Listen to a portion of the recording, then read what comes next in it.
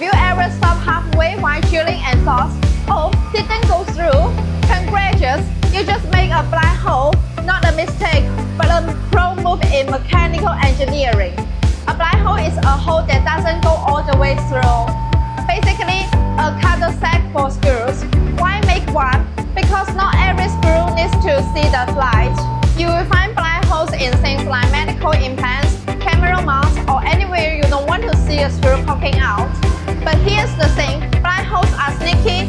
You need precise depth control, room for threads, and worst of all, chips love hiding at the bottom. They mess up your tabs or even break them. Yes, I've cried over broken tabs. That's why we use CNC depth control, bottoming tabs, and compressed air to blast the chips out. Because a black hole isn't just a halfway hole, it's about precision, cleanliness, and protecting your tools. And when things go wrong, it's not just a few screws at risk.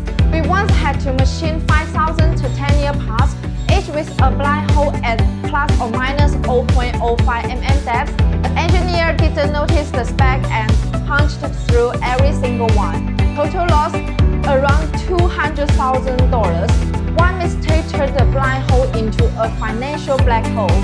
So next time you see black hole on the drawing, don't blink, look twice, measure 3 times, and drill with caution. I'm Chloe. If you machining experiences titanium parts, call us. We take black holes seriously. See you next time. Bye.